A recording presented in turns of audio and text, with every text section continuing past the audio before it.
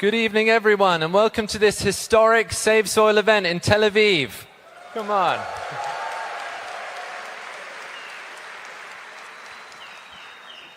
Today marks the 48th day of Sadhguru's solo 30,000-kilometer journey across 27 countries. Yeah, come on, another one.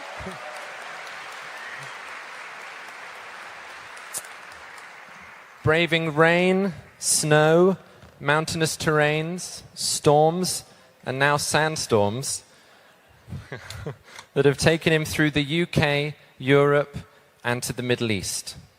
Birmingham, London, Amsterdam, Berlin, Prague, Vienna, Ljubljana, Venice, Paris, Brussels, Cologne, Sofia, Bucharest, Istanbul, Tbilisi, Azerbaijan, Baku, and Jordan have now all hosted SaveSoil events. Today, we're in Tel Aviv to spread a message of ecological awareness, that saving soil is vital to maintain life on our planet. Help us spread and share this message on social channels using the hashtag SaveSoil and by tagging the account @ConsciousPlanet. Okay.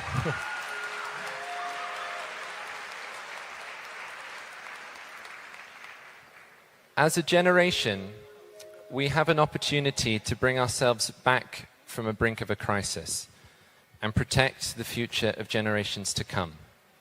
We'd like to play you a short video now which explains some of the science behind the SaveSoil movement. Thank you.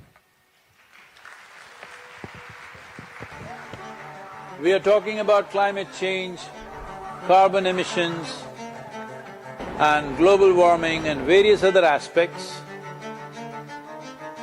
but we are not addressing soil. Soil is the habitat upon which zillions of lives thrive. Once there is no richness in soil, then you have forsaken the planet in many ways. Every responsible scientist in the world and the UN agencies are clearly saying we have only 80 to 100 harvests left. That means approximately 45 to 50 years of agricultural soil left on the planet. By 2045, we will be producing 40% less food than what we are producing right now, and our populations will be 9.3 billion people. The food shortages that could manifest in the next 25 years, the consequences of that is unimaginable. Civil wars will unfold across the world once there is food shortage. What we are facing now is soil extinction. Why is soil becoming extinct? Where is it going away? What is happening to our soil? We must understand, if you add organic content to sand, sand will turn into soil. If you remove all organic content from the soil, soil will become sand. In normal agricultural soil, the minimum organic content should be between 3 to 6%. The most minimum is 3%. At least this minimum to keep the soil alive, to keep the soil as living soil is a must. Agricultural soils across the world, the depletion is so heavy, in most countries, more than 50% of the topsoil is already gone in the last 100 years. The nutrient levels have dropped significantly. The level of micronutrients you would get from your food in early 20th century to what you are getting from the same food now has dropped 90%. If you ate one orange in 1920s, what you got from it, now in 2020, if you have to get the same, you will have to eat 8 oranges. This is what we have done to our food. Soil is the biggest ecosystem on the planet, and so few people know anything about it. 1 teaspoon of healthy soil probably contains more microbes than there are people on Earth. The microbial life in the first 12 to 15 inches of topsoil is the basis of our existence. It is this magic beneath our feet which has produced the life that we are. These first 12 to 15 inches of soil is the basis of life for 87% of life on this planet, including you and me. We have to begin to recognize that what we call our soil, Mother Earth, is a living organism. Open soils, ripped open by ploughing, open to sunlight, is the basis of destruction of microbial life. So the focus should be on agriculture, the focus should be on seeing that land is under shade as much as possible, some kind of shade, grasses, herbs, bushes, trees. Conscious Planet is launching SaveSoil movement to bring about a policy change to regenerate soil. As a part of this, I'm 65 and I'm riding 30,000 kilometers, a lone motorcycle journey, 30,000 kilometers across 24 nations to activate support from the citizenry to assure the governments long-term investments will be appreciated. So it's extremely important that soil regeneration is enshrined in the policy of every government on the planet. We must change the narrative on the planet that soil is a wealth, a legacy we have received from previous generations, and we have to pass it on as living soil for future generations. We are in a cusp of time. If you do the right things now, in the next 15 to 25 years, we can significantly turn this situation around and regenerate the soil. But if we allow this to progress like this for another 30 to 40 years, after 40 years if we attempt this, then it could take 150 to 200 years because that much loss of biodiversity would have happened. From 21st of March for 100 days, the whole world, every human being on the planet should talk soil. We must hear the word soil, save soil everywhere to see that the narrative on the planet changes towards the most vital aspect of our life, the soil. Each one of you should reach as many people as you can to make this happen. Many global leaders and influencers are already participating in the movement. Be a part of this and let us make it happen. From my part, as much as I can contribute. And the movement that you are taken up, I could not expect any more God's blessing than that. Sadhguru, and this campaign is so important. We're going to save the soil. Do your part. And saving the soils. And our planet's future depend on it. Sadhguru, save soil, my friend. Save soil, let's make it happen. Antigua and Barbuda is part of the Save Soil mission. We commend you for what you're doing. That is why we are happy to sign the MOU. The science and philosophy that backs the thought behind the movement is tremendous. Save soil, let's make it happen. Save the soil. We know what we must do, so let's make it happen. Let's make it happen. Let's make it happen. Let's make it happen. Let's make this happen. Let us make it happen. Let's make it happen. Let's make it happen. Let's make it happen. Let's make it happen.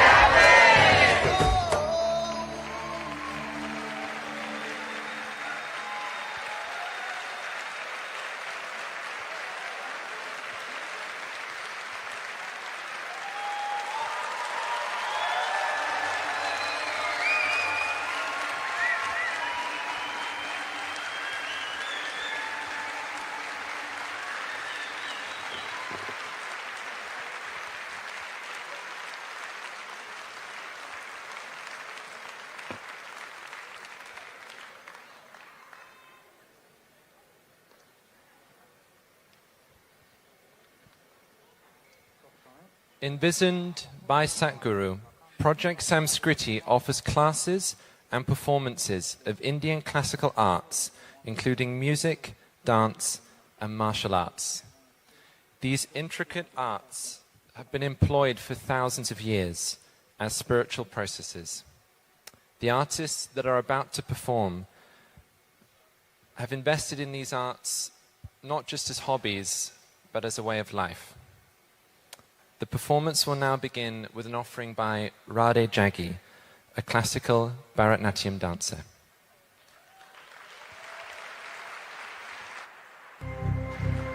Project Samskriti is an endeavor to nurture and impart India's classical arts.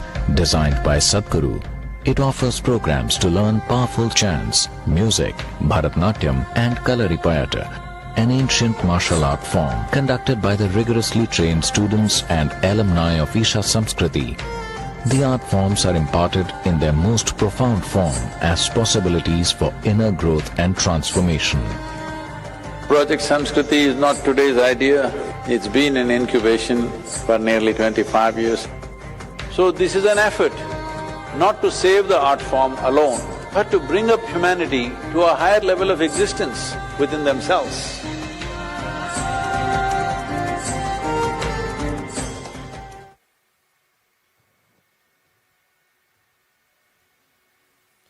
Namaskaram. One with a fierce heart of fire, draped in the rivers and oceans, with hair of open sky and her body the ground beneath our feet. Mother Earth, our source and sustenance. Time is ticking away as we exploit this strong and gentle source of life. To build our lives, our comfort, our luxuries, we have ignored her call, her plea. As her children, we suffer the consequences of our actions upon her. Time is ticking away. It's time to reinvigorate and celebrate the mother that has birthed us, fed us, and the one who will embrace us into her bosom in our death. O Mother, in celebration of your grandeur, in concern for your well-being, in love with all that you are to us, we dance in tune with your rhythm as we are only a part of you.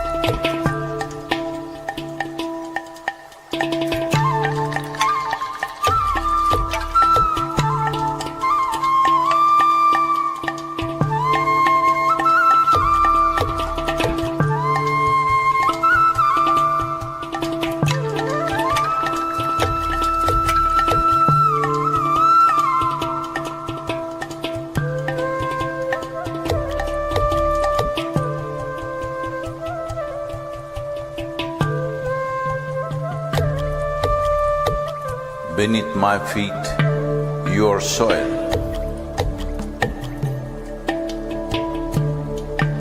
When you rise, you become a tree.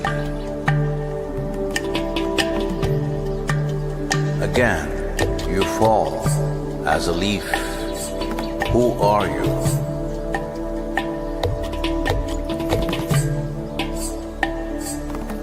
You come up as a crop. You give me life as food.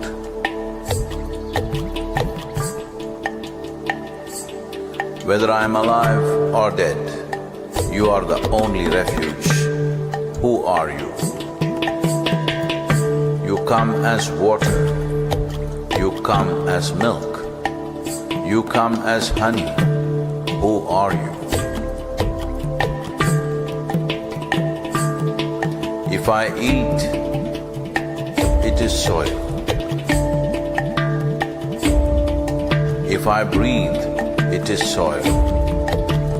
If I die, it is soil. Oh, my mother, who are you?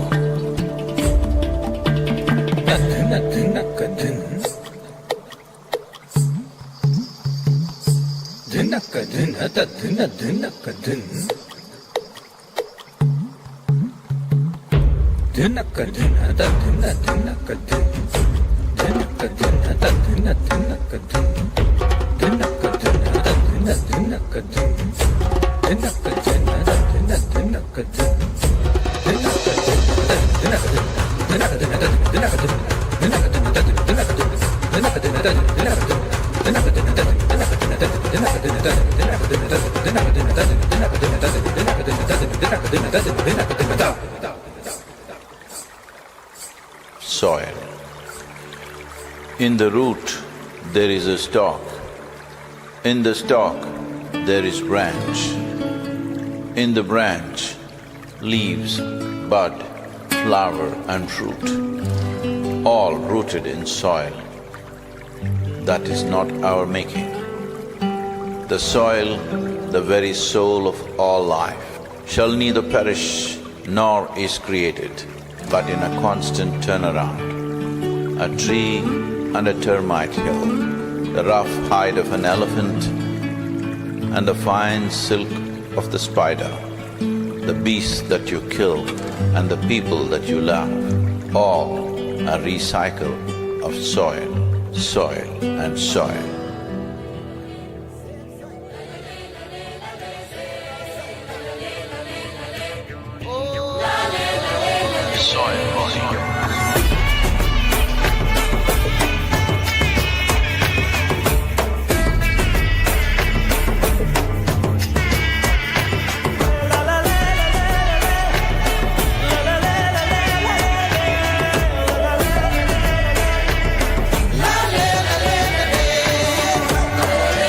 The magic of soil is it turns death into life.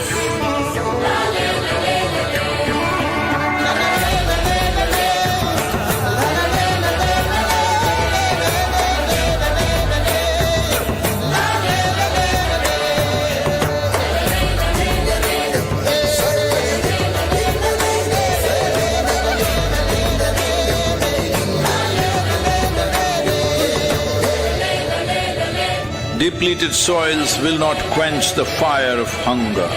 Unquenched hunger can burn the very world. This is a generational responsibility. Save soil. Let's make it happen.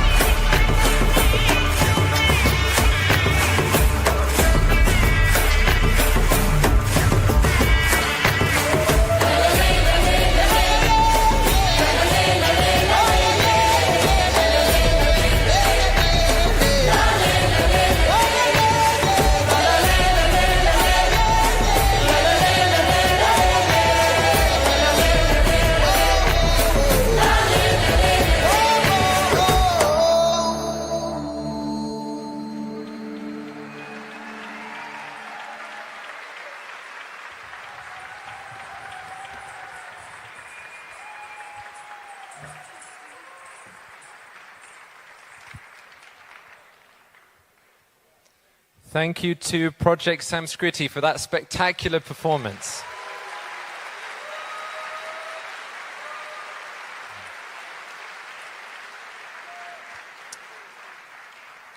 "48 days of Sadhguru's SaveSoil journey have brought us countless moments of fun, joy, and some of danger. Are we with him?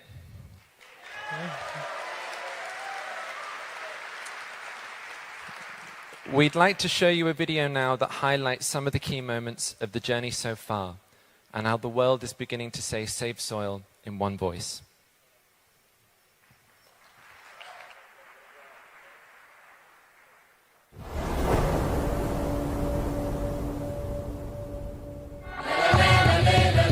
It's a great pleasure for me. These beautiful Caribbean nations are going for this first. This memorandum of understanding that we are signing, it will also bring some technical assistance to the Caribbean region.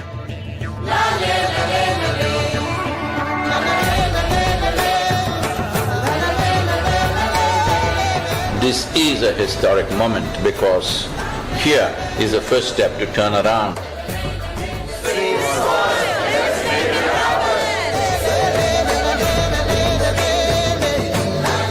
You are probably one of the most famous Indians, and what you're doing today is really important because people like you who have a wonderful following of millions and millions of people, and what you're doing with that is so important with saving the soil. If you want to say, I love you to your child, you must just say Save Soil, because it is a more committed way of saying I love you. Every single one of us needs to get behind this really, really important mission. It's an extraordinary campaign. It echoes what we in the Commonwealth have been aspiring to do for a number of years. Next 100 days from 21st of March, we want the whole world to talk about soil. It is not about the motorcycle, it's not about the journey, it's not about the song, it is about moving people on the planet. Make it happen, huh?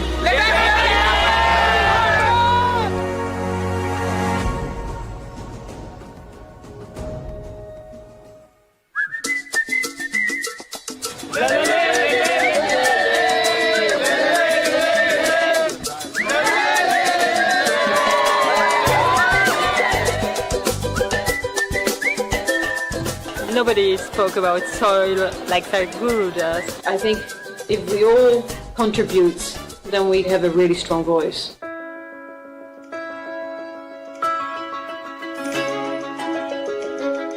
There has been so much excitement and everybody is so excited to hear Sadhguru.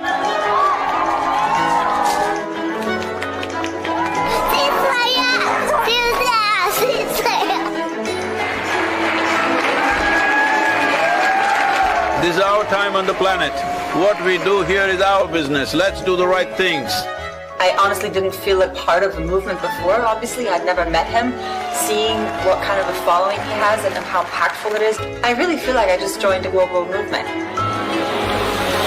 Graffiti artists supporting this Save Soil movement, wanting to inspire the youth, and youth being the major population in most parts of the world today, all graffiti artists, to whatever walls that you have, make sure that you use this.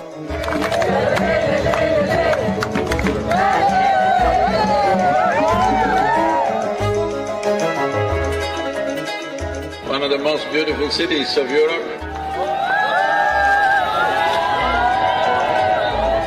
It really resonated with me, the message that we have to save our soil. It's our common issue together. It's not for one nation, for one person, but we as people have to unite and to solve this.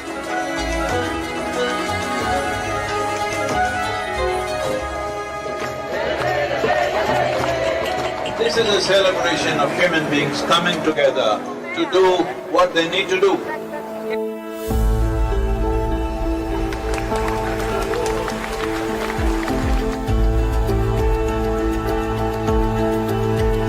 Had a wonderful meeting with the Agriculture Minister of Slovenia.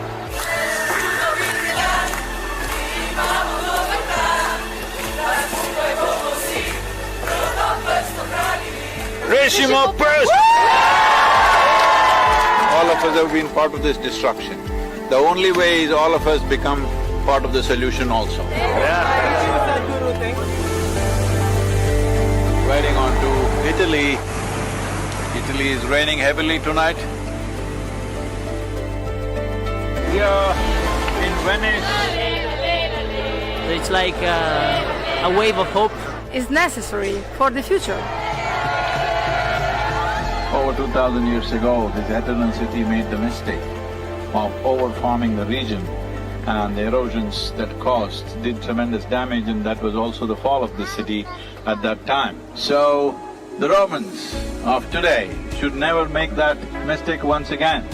And we are very happy that we are aligned in our message to really hide the profile of soils, and we believe that is very much needed. Young people getting into farming is very good. That's the future of the world.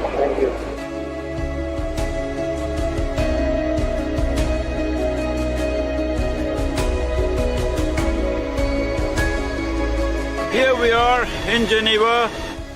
I think it's a message of urgency, but it's also a message of hope.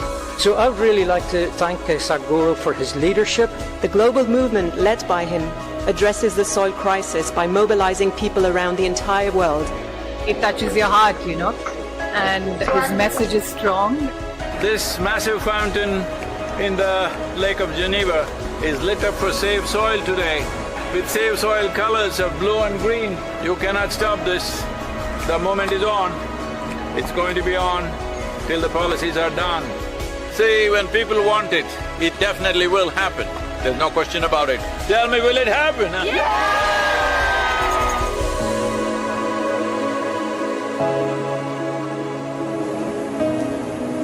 In this cold, slippery road and winds are picking up speed, no matter what the hell, I have to keep going. You think this is a problem? Relentless commitment to what you do. That is the only solution. SaveSoil, let's make it happen. We already have one action, which is an MOU to be signed between Isha Foundation and 4,000 Initiative Soils for Food Security and Climate for cooperation in achieving our objective of creating a healthier soil. We were just sharing exactly the same objective, increasing carbon content in the soil. I'm really humbled by your campaign, Sadhguru. What you are doing is really impressive. First, I would like to thank Sadhguru for this campaign. I'm quite amazed and thrilled by it. I was very honored to be on the stage and be able to actually express that his mission is what we need. It's fantastic. France has been great.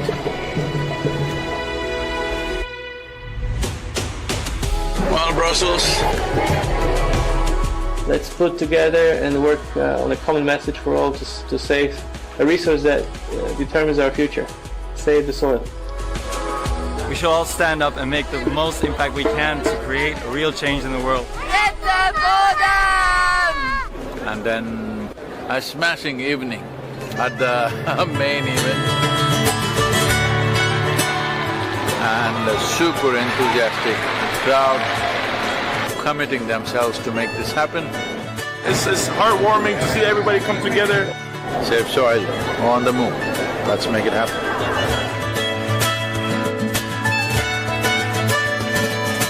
Just look up the news and see in the last 4 months how many governments have started talking about soil because they see it's picking up momentum. But if you create 3 to 4 billion people talking about soil, that's it. That will be the main conversation in the government. Save the Soil is a very important movement that we support as UNCCT. We would like to propose to the world to do whatever they can to protect the soil because it is our future. SaveSoil, let's make it happen. I need someone to show me the way. I need someone to show me the way.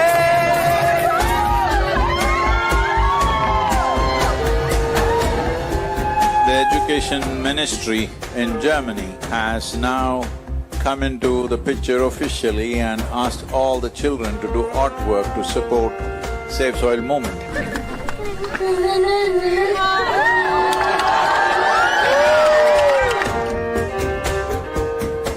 Good, Arjun, wonderful. Congratulations that you wrote to the Prime Minister. Let's make it happen!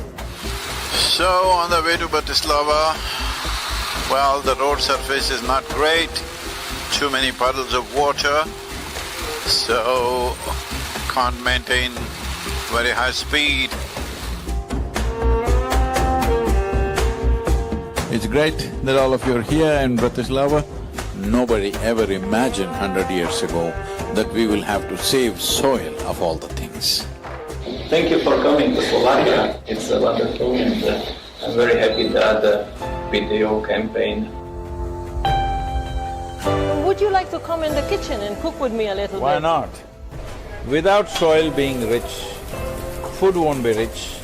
Without food being rich, our bodies will not be of full potential. What do you call it? It's a Sadhguru sir. Table 12. The old heroes always built something which stands up like this, but the new heroes are those people who will nurture the soil which always lies beneath our feet, never stands up.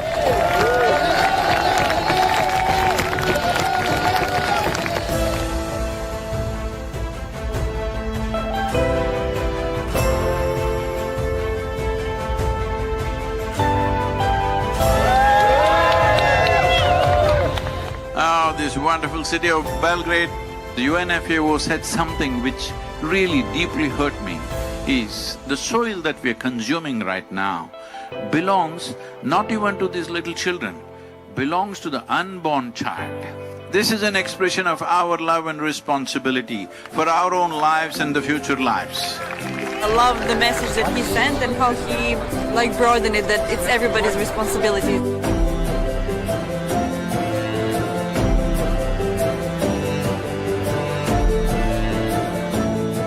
There is a great potential for a good collaboration, partnership with the campaign SaveSoil and what we are doing as a government. We can make it together. It's very important, bringing a certain sense of love and celebration towards the land that we walk upon. It's just after noon, but temperatures are around 2 degrees, morning it was below zero, not a weather for motorcycle for sure. Going from Sofia to Bucharest.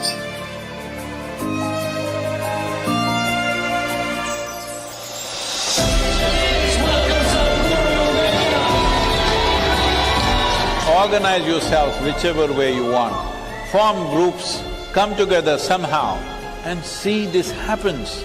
Sadhguru reminded me that I have a voice.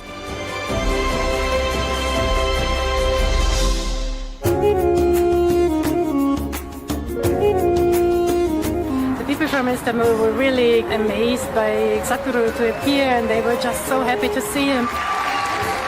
This many people, if all of you are committed and you spend 15–20 minutes a day to enhance the message, I think I don't have to go on riding like crazy. Yesterday I rode 18 hours, can you believe this, through Bulgarian roads? Is an honest expression of his wisdom and love for humanity, I think.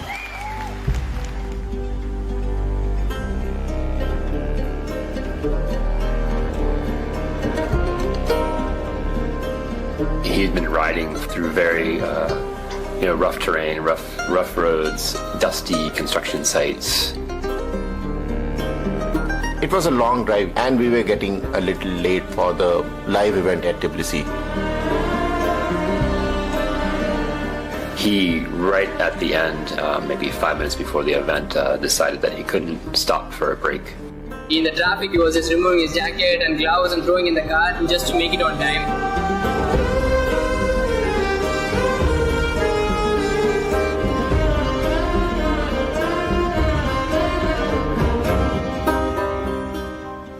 whole purpose of this movement is to bring this home, that when you walk up on the soil, you know it is the source of your life. Keeping it alive is the most important thing. Will you make it happen?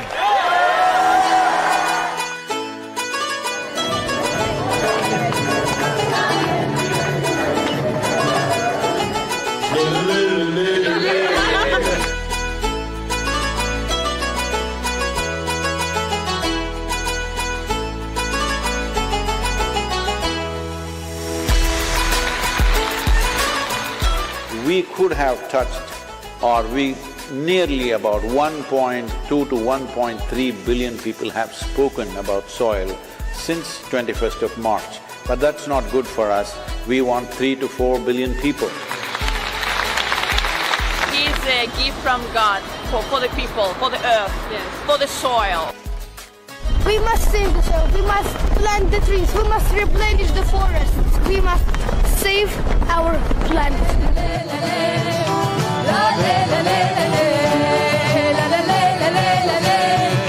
Wonderful, thank you so much for standing up for soil.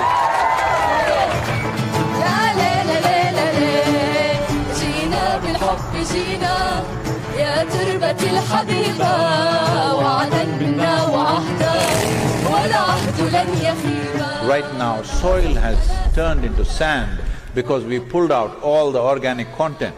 We are taking the life out of the soil. If we don't put that back, all the other concerns which are important to be attended to, but none of them will matter. This is not for us, this is for him and his generation, hoping that they would have a better future with a better world. Save soil.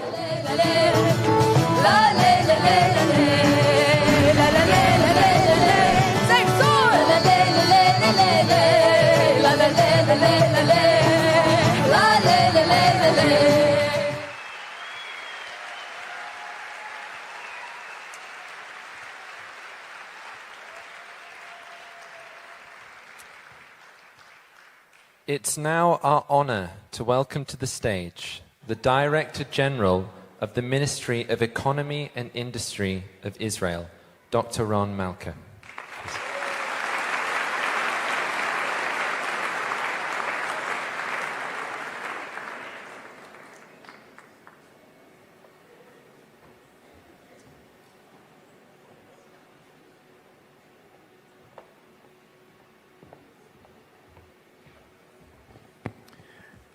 Honorable Sadhguru, audience, it's such a great honor and pleasure to welcome here Honorable Sadhguru coming to visit us in our modest and humble country. It is such an experience to have Sadhguru here coming with this great message of saving soil, which should be kind of a wake-up call for everybody. And with this message and with this campaign, I'm sure that it will bring something which is very important to the world, and of course Israel should and would like to be part of it. Just a few minutes ago in a private meeting with Honorable Sadhguru, I just mentioned that for Judaism, saving soul is something that is very well known, and we are so much aware of it in our tradition, in our religion, what we call Shnat Shemitah. Every 6 years we stop working the land, saving it, understanding and internalizing the importance of respecting soil and keeping it. So I think that for us, it's something very special to engage with this great vision of saving soil. As the foreign ambassador of Israel to India, I can tell you about the relations, the great relations between Israel and India. I think that Israel and India can be a shining example for the world how much two countries can collaborate, can create partnership, and especially in agriculture, the best mutual agriculture project between any two countries in the world is between Israel and India. We have now more than 30 active centers of excellence of agriculture in India, initiated by Israel. It's a mutual project of Israel and India, training more than 160,000 Indian farmers every year. Thank you. Again, one more thing important to mention is the International Solar Alliance, which India is the initiator and the leader in the world. India is leading an initiative, global international initiative, which is called the International Solar Alliance, and Israel is a partner of it. Israel and India are partners in leading this green energy initiative, and this is again something that is about conserving and preserving our very respected and important world, planet. So again, thank you. Again, I think that Honorable Sadhguru should see his visit here in Israel as something which is very special, very unique, and given the relations, the flourishing relationship between Israel and India, we are more than happy to share the vision and to, as I said, to take this vision that Sadhguru is bringing with him and to make it like a turning point from here and forward, and to keep and respect soil. Thank you so much, Sadhguru, for giving us this honor. Thank you.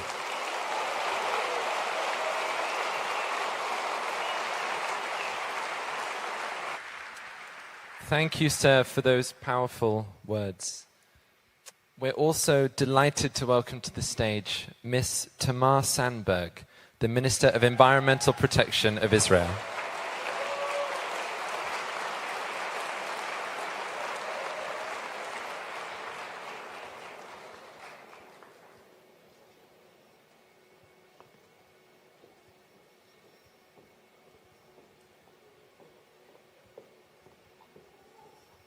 Wow. Namaste. Shalom. Welcome, Sadhguru, to Israel, to Tel Aviv. First of all, I want to thank you for stopping by for us in such a short notice to our country, to our city, and sharing with us your international and inspiring journey to save soil, to bring people together and to raise awareness to one of the most urgent but less talked about ecological, economic, and social problem of our time. The land of Israel, and when I say the land of Israel, I mean literally the land of Israel, the soil of Israel, is suffering from worsening degradation, loss of biomass, and erosion. Actually, over 90% of the agricultural land in Israel is in danger of erosion, which is over 16% of the size of our state. Our state is small but very rich. And actually millions of cubic meters of fertile soil moves from agricultural fields directly to drained canals, streams, and seas.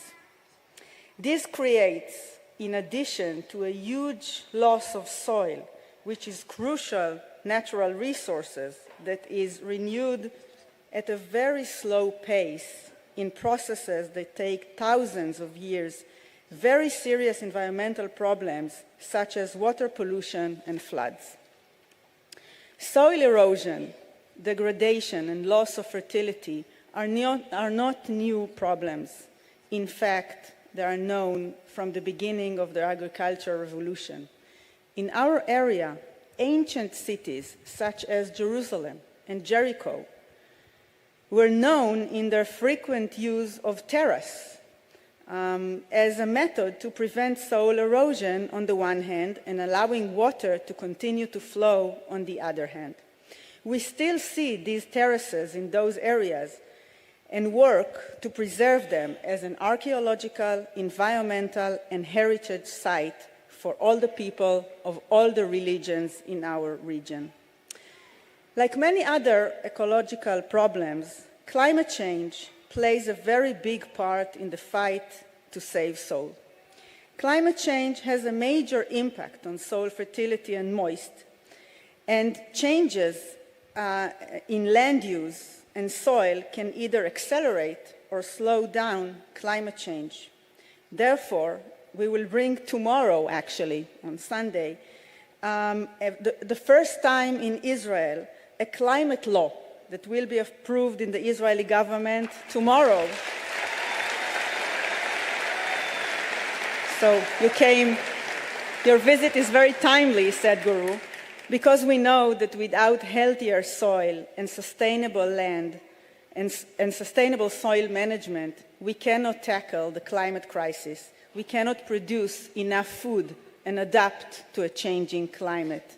The answer lies in preserving and restoring ecosystems and letting nature thrive and capture carbon from the atmosphere and actually do this work for us and maybe restore what we so often destroy.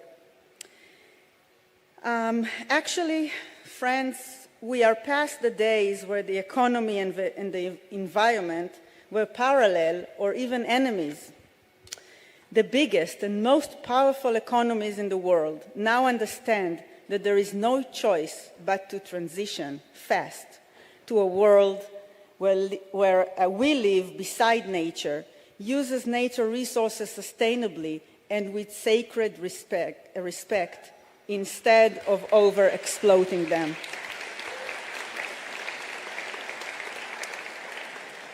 There is no future for us without nature, without wildlife, without natural water resources, and without healthy soil.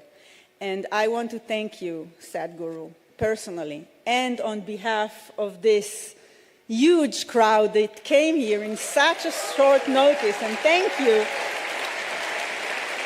for celebrating with us and accepting us to your community. I'm actually amazed to see this really amazing audience. So I want to thank you, Sadhguru, personally, for bringing all these people together and for connecting all of us and reminding us that the circle of life is dependent on the sustainability of soil. Thank you. And SaveSoil!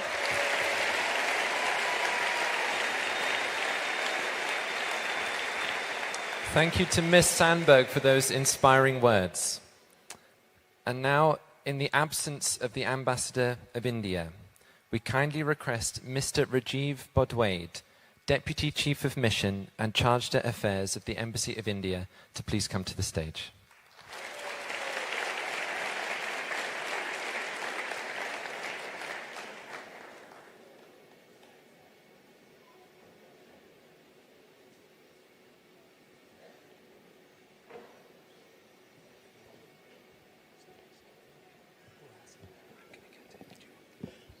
Shalom everyone, Erev Tov and Namaste.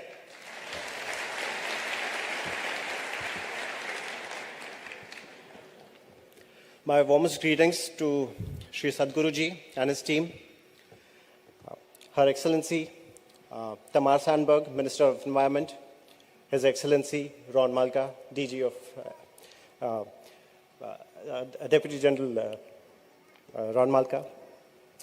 It indeed is a pleasure for me to be here today at this event organized for the SaveSoil movement, a cause which is pertinent and important for all of us, not just human beings, but for all organisms.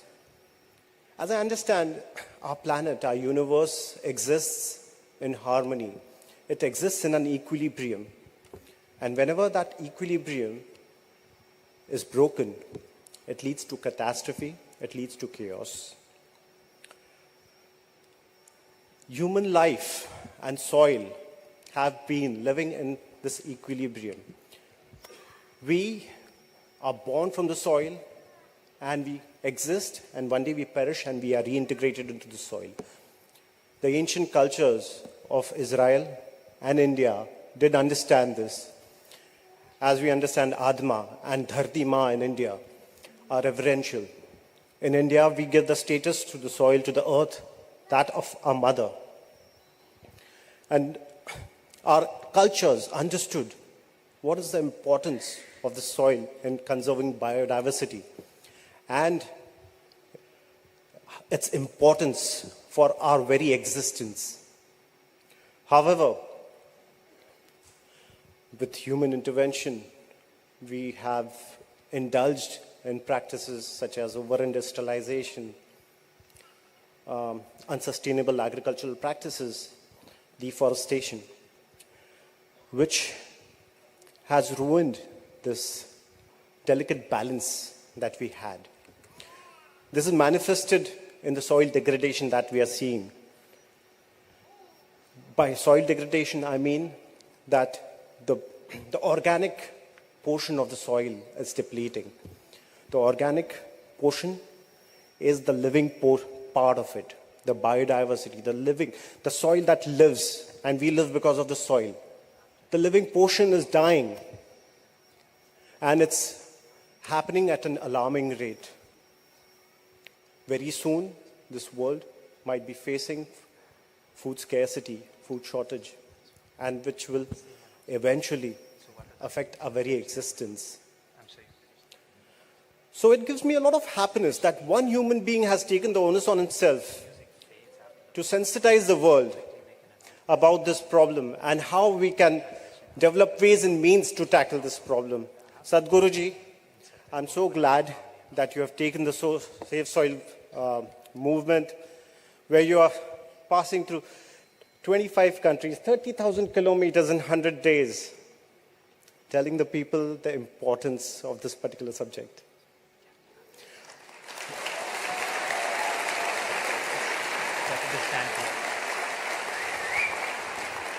I do hope you succeed in making ecological issues as one of the major goals of the governments around the globe.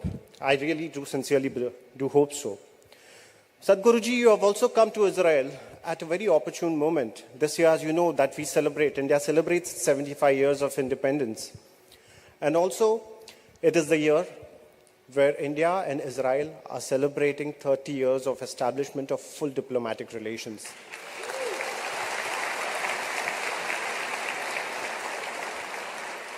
Our relations are only getting stronger by the day, and we also have a robust collaboration and cooperation in the field of agriculture and water.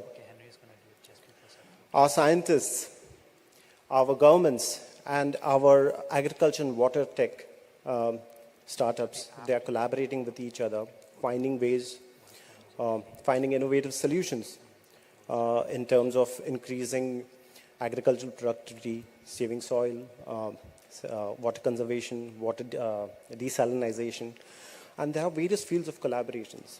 It is an exciting time. And I do hope that this collaboration keeps on improving and increasing as years pass, and the best of the minds from both the countries come together in finding not only innovative solutions, but scalable solutions so that a large portion of humanity is affected and the quality and the condition of life of the majority of the humanity does improve. Thank you very much. Thank you very much, Sadhguruji, for coming here. Toda Rabba. I would also now like to invite Sadhguruji to the stage.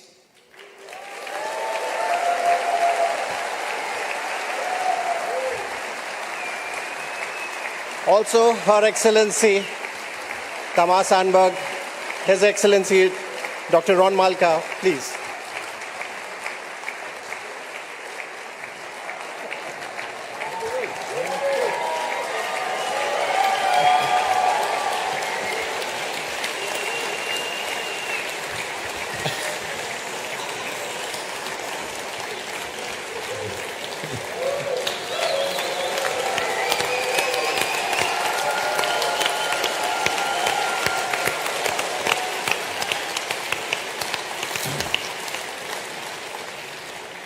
Sadhguru would like to present the policy recommendation document to the ministry. Both to Ron and ma'am, this is a policy framework handbook that we made for 192 nations. It's taken us over 2.5 years.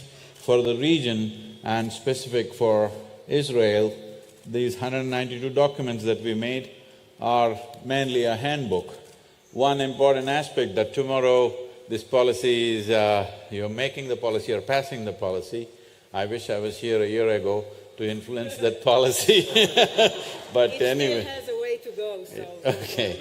So this is for the region, this is the West Asia region, this is for Israel and this is the soft copy. Ma'am, if you can look at this. Thank you so Thank you.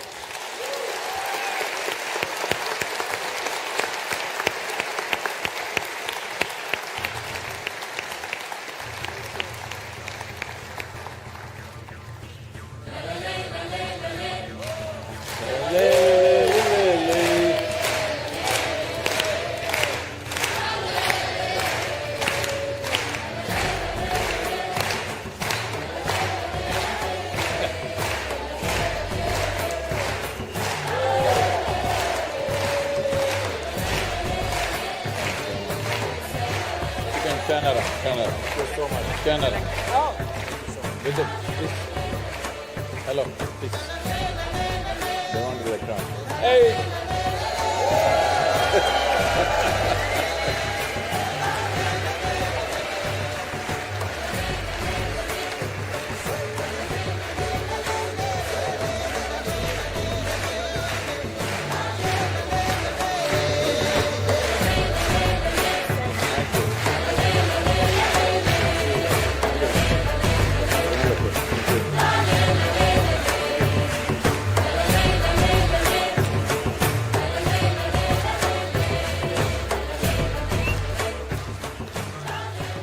For those that were struggling with the live voice translation app, it is now working. The code should also be on the screen. Thank you so much.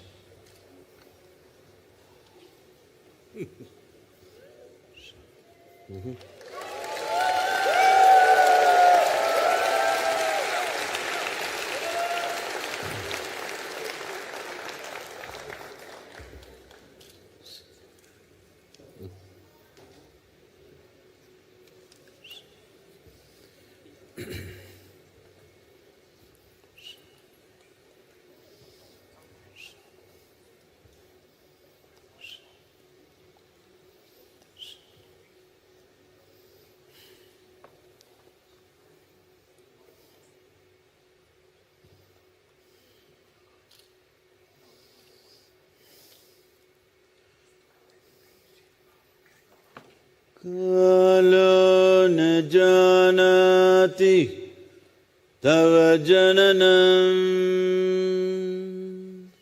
Kalo na janati tava samapanam.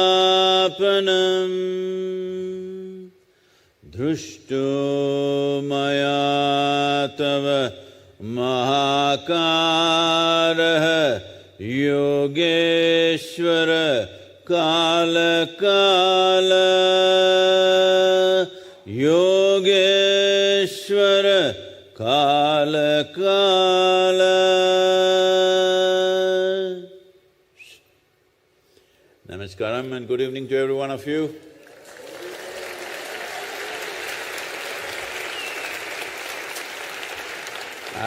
I just came in yesterday evening and it's been crazy and I haven't picked up the Hebrew word for good evening or anything.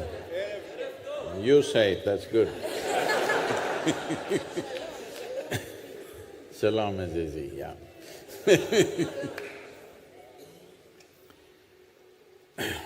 Well, this ancient land, which has been through so much, indescribable amount of life's experience, pleasurable and painful, many things. Well, I was just thinking, because I never know what to speak, you know. So, the most ancient thing or the most ancient person that I've met in my life was my great-grandmother. Those of you who are looking at me through your third eye, okay? It'll go on the YouTube immediately, you can download it from there, don't waste your time like this. Be with me, come on.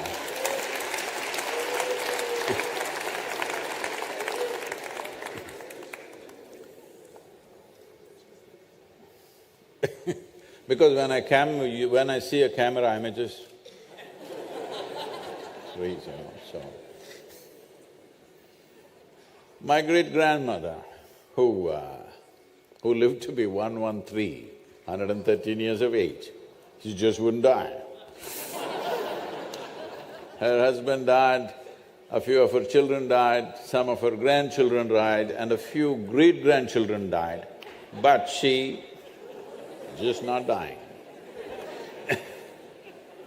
Because she got married at the age of 14. So many things happened, but she lived and lived. Why am I talking about my great-grandmother? Are you okay if I talk about my great-grandmother?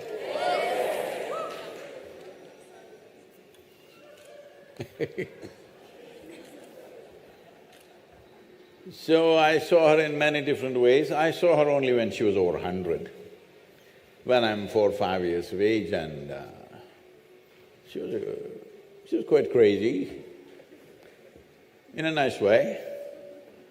But people said, she's a devil of a woman. Not because she did something wrong or anything evil.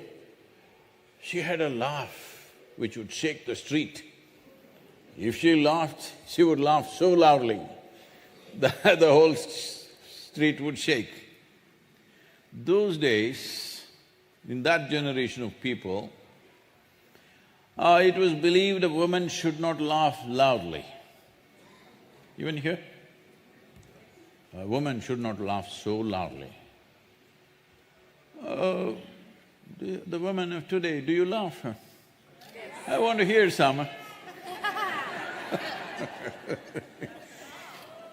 Because, no, more than the women, I really pity the men. How did they live with women who cannot laugh? How to live with them? Hello?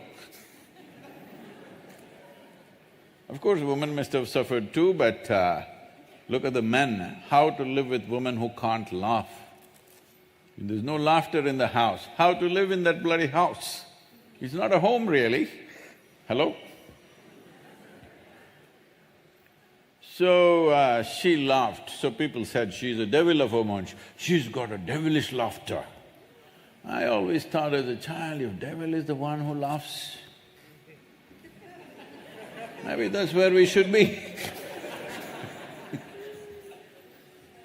Because if joy is not the way of your life, then something wrong with you. Hello?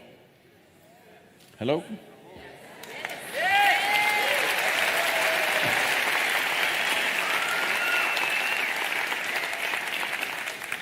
Then I saw her doing strange things, and she would be… she had hair till beneath her knees, just more than that, like she's over 100 years old. And she will be dancing crazy and crying and laughing, tears drip, coming all over. Tears are all the time on, and she's laughing like crazy and dancing. People say, oh, she's crazy, she's got some devil going. All I could see was the woman was just ecstatic, simply by herself, over 100 years of age. And in the morning, when they give breakfast to her, she takes this breakfast and feeds the ants, the sparrows, the squirrels. More than 50–60% of her breakfast always goes for these creatures, and she will simply sit there, not even eating what is remaining, sitting there, seeing the ants eat her breakfast, and tears would be dripping down.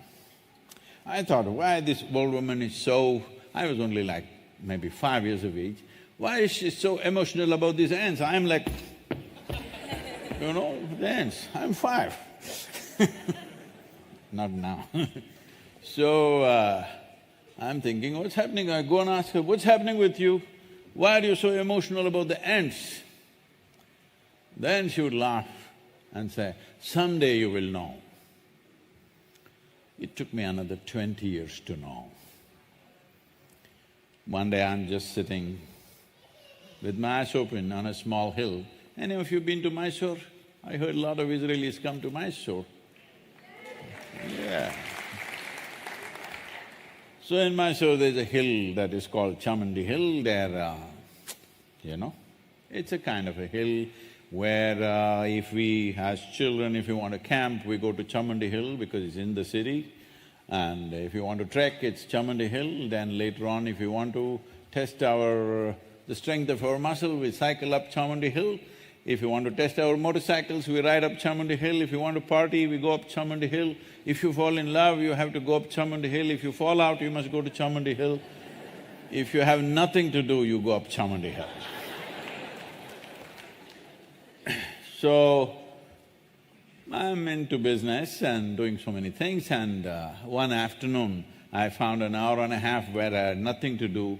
Without even thinking, I just rode up Chamundi Hill. Parked my motorcycle, went up, sat on a rock. I know this place very well, and I sat there with my eyes open. Within a few minutes, I did not know which is me and which is not me. What was me was just all over the place. And I thought this lasted for 10–15 minutes, and when I opened my eyes or when I came to my normal consciousness, it was 4.5 hours gone by and tears were flowing. For the first time in my adult life, me and tears were impossible.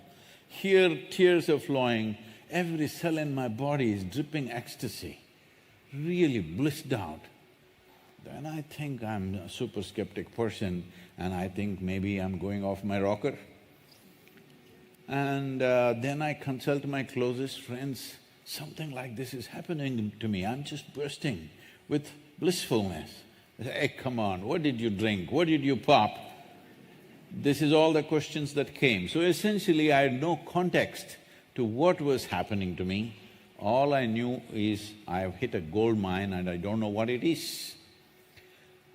I did not grow up in any kind of spiritual traditions or anything, I just grew up wild.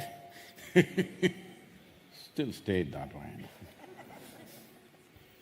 So, I sat down and looked at it and experimented this in many different ways. Then I realized, if I keep my mind or if I keep my hands off my mind, if I create a little distance between me and my psychological process, every cell in my body bursts into ecstatic states.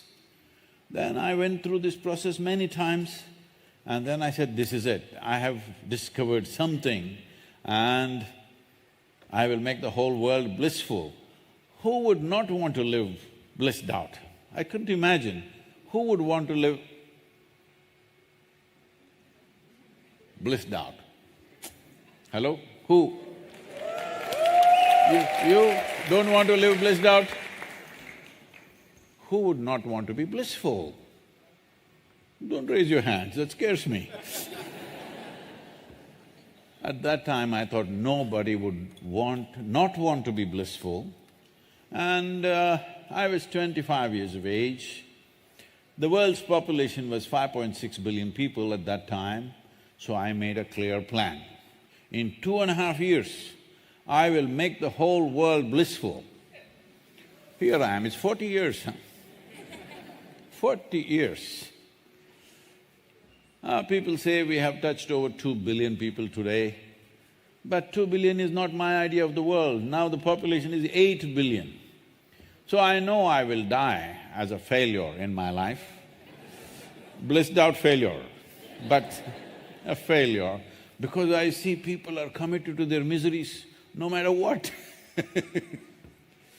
Somehow, one way or the other, people have made commitments to their misery and they refuse to come out of it. They think somehow being miserable is a solution. They believe that unless they're miserable, they won't do sensible things. Yes, if you're walking wantonly, the simple thing to do is put a pin in your heel. Oh, then you'll walk carefully. Hello? Is that the way to fix you, I'm asking? Is that the way to fix a human being? But people are committed to misery, so these 8 billion people, I know I will be a failure, so with this SaveSoil, I reduced it by 50% and said we will do 4 billion. Are you with me?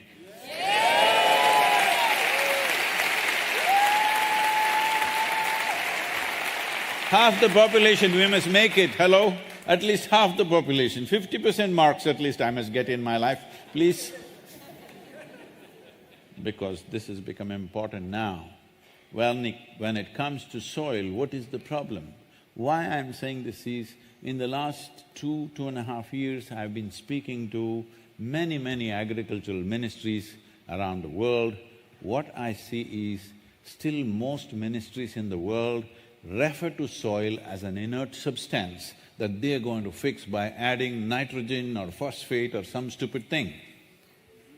They are still not recognizing soil is the largest living system, not just on this planet, in the known universe. This is the largest living system, zillions of lives in the first 15 to 18 inches of soil. A handful of soil has 8 to 10 billion organisms in it, just a handful of soil. And we are thinking it's inert. First of all, who we are here as we sit here, we're just a consequence of the life that's happening in the soil. Not just by the food that we eat, even in terms of evolution. Just to give you a perspective.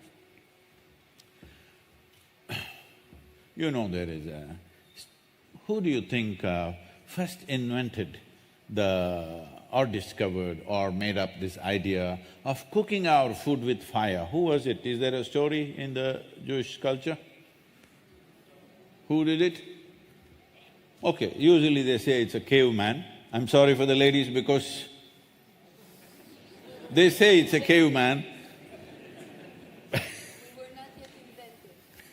Oh. No. So, well, we don't know whether it's a caveman or a cave woman, or women claim they were even civilized even then. So, it was a caveman or some smart caveman or a cave woman came up with this idea of cooking their food with fire. What a difference it's made to our lives. Hello? Huh? Can you imagine? I know this… I think that, last 24 hours has been Shabbat and you don't light fire, is that correct? Okay. So I see a lot of people cursing, there is no hot milk, there is no hot this, all right? When there was no fire, using fire at all for cooking, and somebody came up with that idea, how fantastic an idea, isn't it? But I want to tell you, nearly 1 billion years ago, a very smart algae or a fungi, we do not know which one. Just like we don't know whether it's a caveman or a woman, we do not know whether it was a fungi or an algae, but one smart fungi or an algae came up with the idea of cooking their food with the perpetual energy of the sun.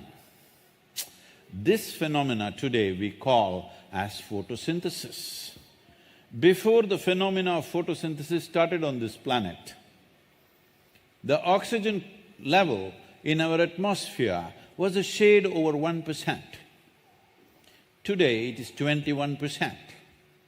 It is because of this 21% oxygen in the atmosphere, you and me are breathing, you and me are alive, you and me were made. And every other complex life form was made on this planet only because these organisms came up with this brilliant idea of cooking their food with solar energy. So I'm saying who we are today is only a consequence of their activity. They are not here because of us, we are here only because of them. And in the last 1,000 years, we have reduced the photosynthesis on this planet by 85%. What's our plan? Hello? What the hell is our plan for life? We're living as if like we're the last generation. And many young people also call themselves Generation Z, that scares me. It sounds like the last generation.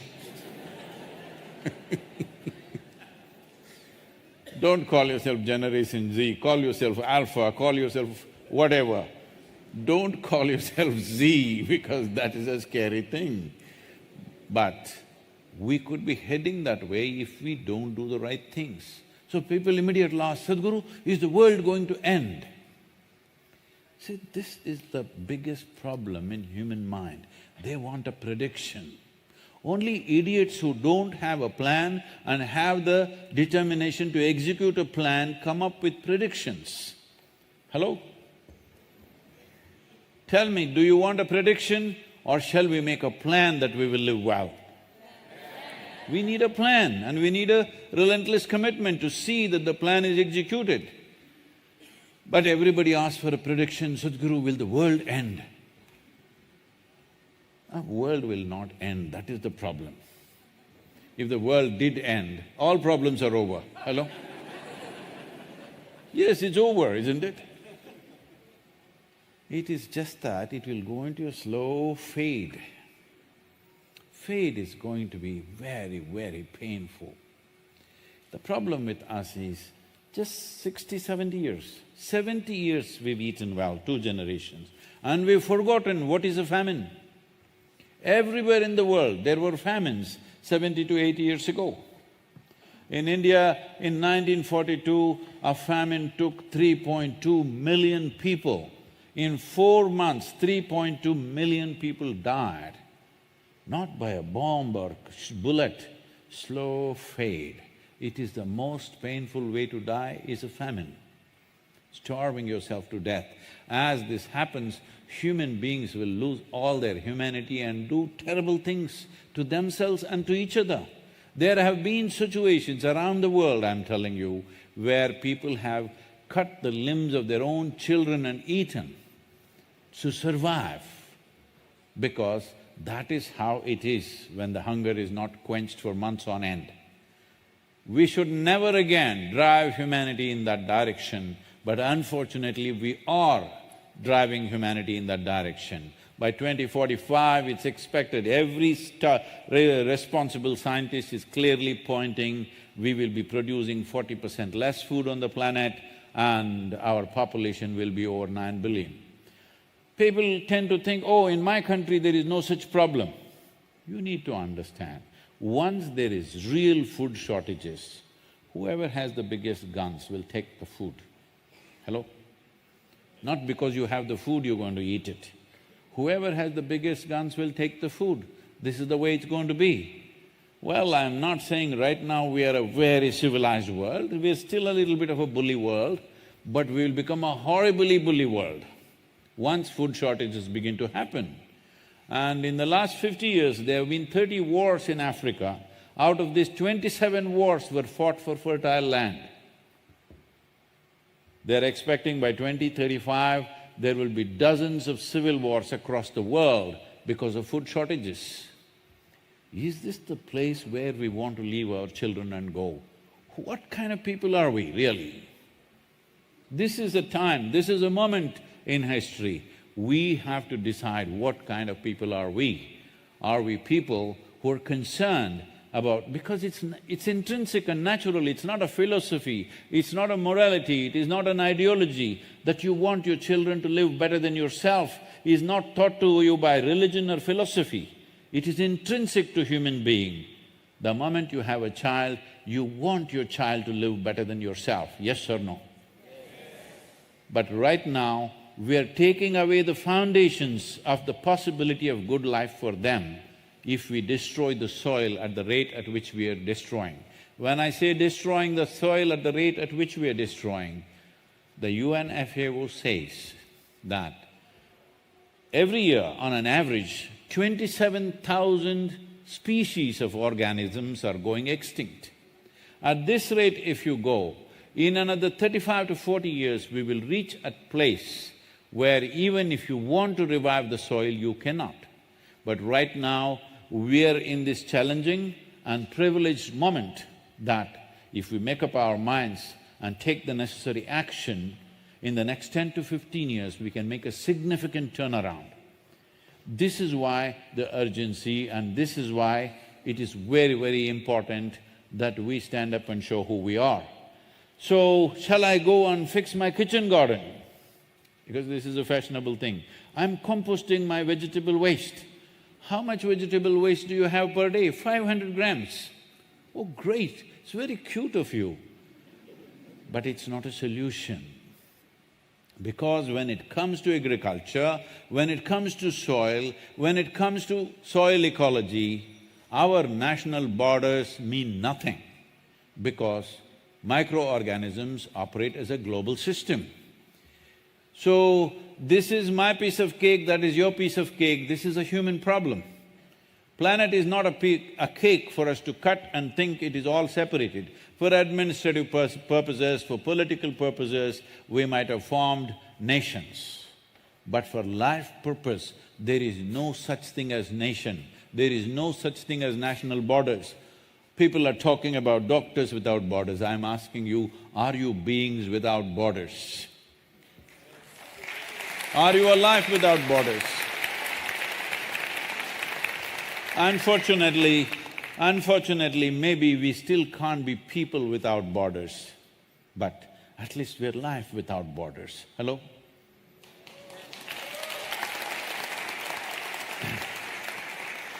Because that's the way life happens.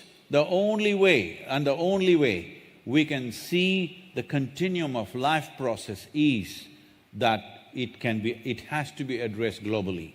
But when we say globally, there is no such authority to make a global policy because pieces of geography are held by nations. I'm glad to know that tomorrow there is a soil policy, or what is it called? Climate policy coming up, which includes soil, I believe. Yes. No, because I'm asking this question because in major conferences in the world which hold many nations or almost all the nations arrive and they talk for weeks and weeks, the word soil is not mentioned. This is the reason why SaveSoil movement is very important. I'm asking you, you've heard of climate change, you've heard about global warming, you have heard about fossil fuel burning, this, that, but have you heard people talking about soil with the same? It's not happened simply because if you knock on the oil industry, it'll spill dollars. If you knock on the automobile industry, it'll spill dollars. If you knock on coal industry, it'll spill dollars. If you try to knock the farmer, you will get hit. So nobody.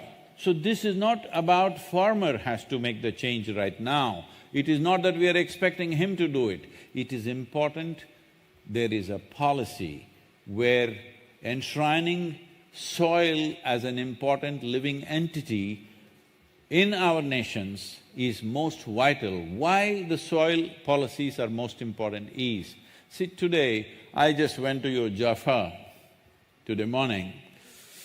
The old cities of every nation or every city has an old part, generally the more ancient cities have older parts. If you go to these parts, you will see homes are built in such a way where there is no concept of a window, wall to wall, wall to wall. Yes or no? In almost every city.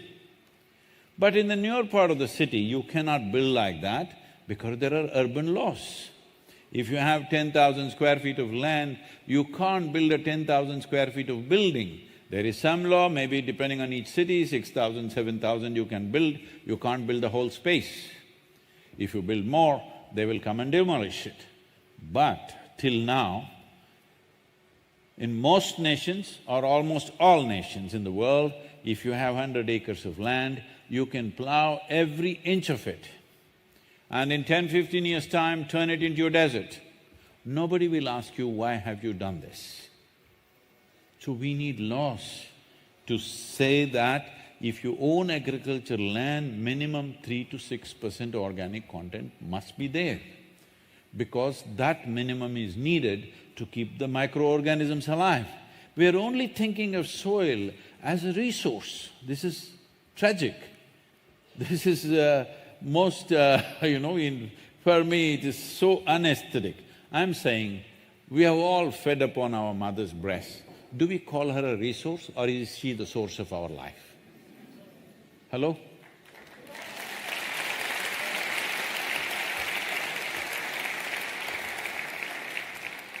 So soil is the source of our life. It is not a resource for you to use and finish it off. And soil is not our property, it's a legacy that's come to us from generations. It's extremely important, we pass it on that way to future generations. Right now, that is in danger, and UNFAO is saying that the food that we eat today, I want you to be conscious of this, not to make you feel guilty, but it's very important we are conscious of it. The food that we eat today is not even the food that belongs to this little child. It is the food that belongs to the unborn child. An unborn child means the most defenseless life. Hello? An unborn child is the most defenseless life. Eating up the food of that unborn child, are we that kind of people? Hello? Are we that kind of people? But right now, that is a fact. We are eating up the food of the unborn child, and it can be fixed in the next 10-15 years' time. What should I do? What should I do? Roll up my sleeves. No, that's not the point. When you live in a democratic country, you have a vote, that's your business, I leave it to you, but you have a voice. Your voice is most important. I want 3 to 4 billion voices to speak about soil, not about me, not about this moment. Talk about soil for the next few days. Hello?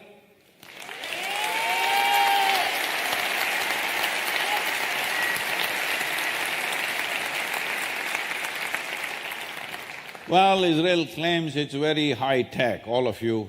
Hey, you have a smartphone or a dumb phone? Smartphone. Oh, see, normally you call somebody smart only when they're smarter than you. Hello?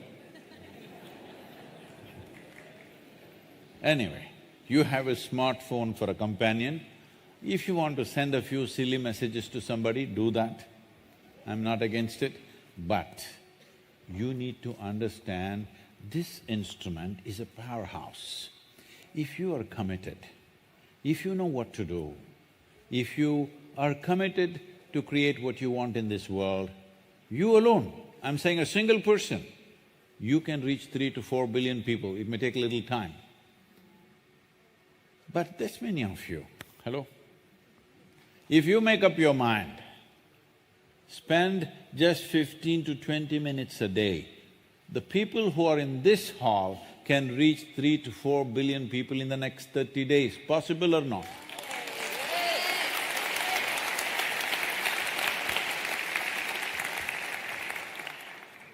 You shouldn't use your hands like this, you must… Yes.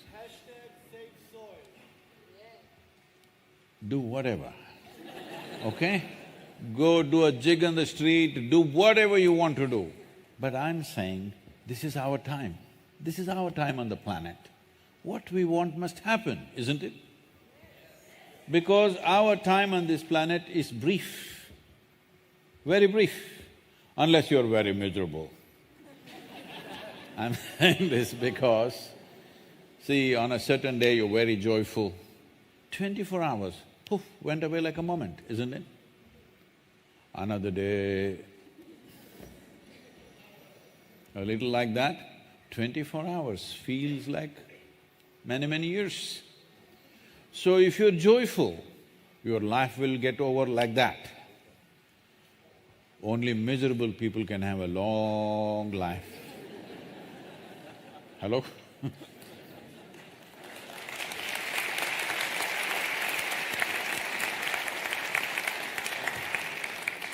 This is the problem with joy, it gets over too soon. Misery lasts always.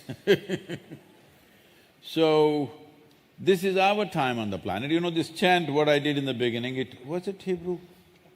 No, it didn't sound like that. You didn't understand. So let me tell you what it means. It simply means this, that our life is just a combination of time, a certain amount of time, and a certain amount of energy. That's all it is. As we're sitting here, time is rolling away. Hello? This tick, tick, tick. You know those girls who are doing, huh? Time is rolling away. It is not the clock which is ticking, it's our life ticking away. Hello? Since you came and sat here, you're about an hour and a half closer to the grave. Yes, you are. If you do some yoga, you can push it a little bit, but you cannot avoid it.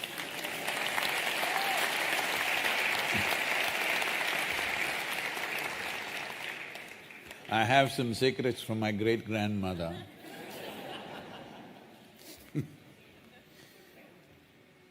So time is not in our control, it just rolls away for all of us. But how we manage our life energies is in our hands.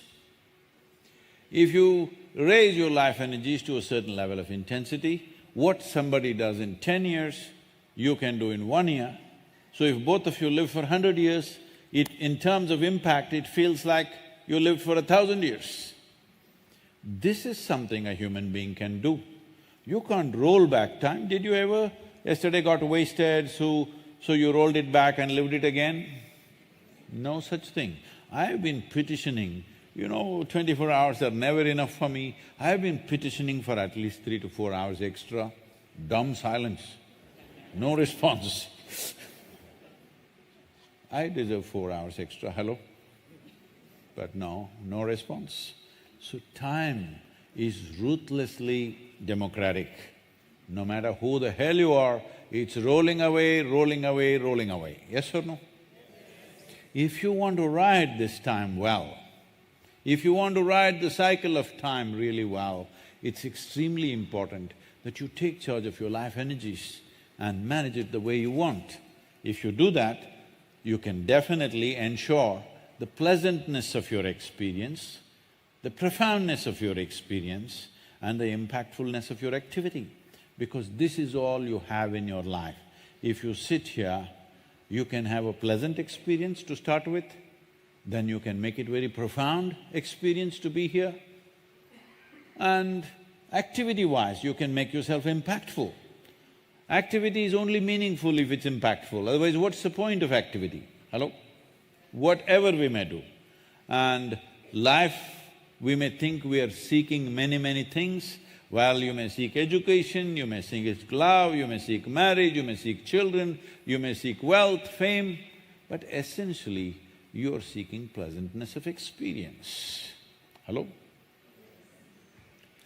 Somebody will say it is not at all possible here, only in heaven it is possible. All the best.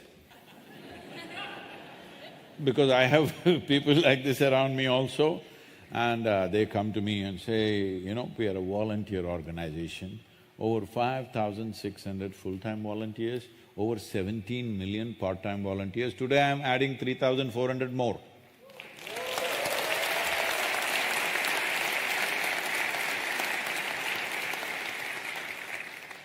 And people are saying, oh, Sadhguru, he's so horrible, I can't work with him, she's impossible, I can't work with her.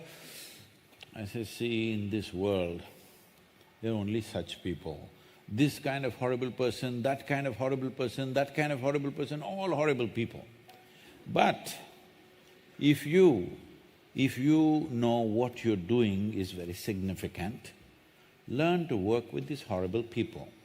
But if you want to work with perfect people, you must go to heaven and today.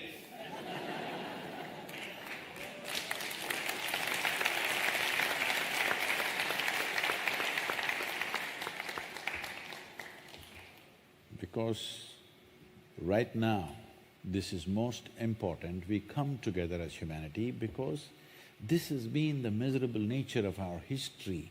We're always looking, how is this guy different from me? He has no hair, so he is different. He is different race, he is different religion, he is different nationality, this, that, all kinds of things. Every possible way to make differentiations and discriminations. And now this was okay when we were fighting with sticks and stones.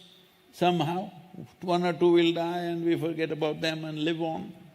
Unfortunate, but that's how it's been.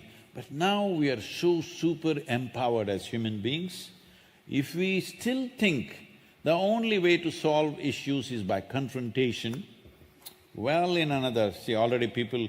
we had in 20th century, we had World War I, World War II, now people are talking about the third, number 3. Hello, shamelessly. Hello?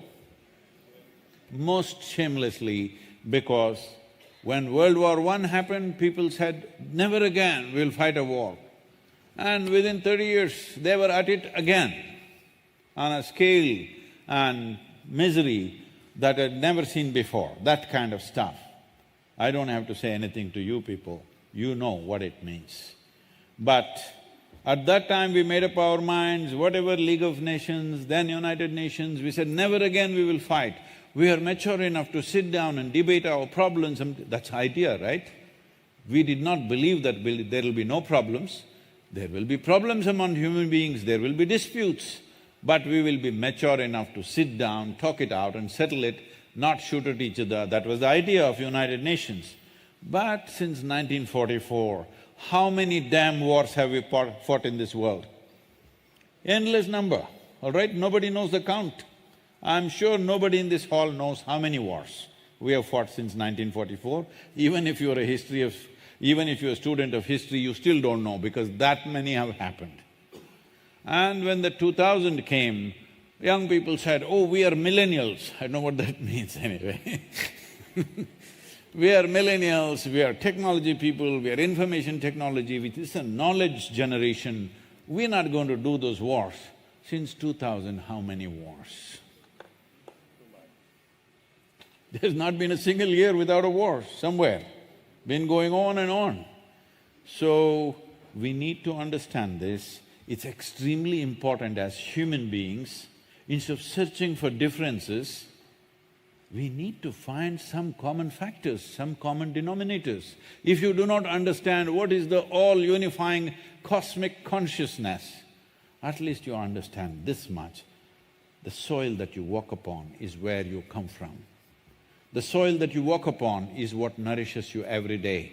The soil that you walk upon is where you will go when you fall dead. Hello? Unless you're booked with that $1.7 million deal, you know this? Somebody started an enterprise, if you pay $1.7 million, when you die, whenever that is, they will take your body and leave it in the space. Because there is no oxygen or microbial activity there, your body will not deteriorate, it'll be the same way and it'll be floating around all over the space. You will not know because you're dead. But somebody may pick it up someday. I'm saying, if you have not done anything sensible in your life, at least when you die, bloody get back to the soil.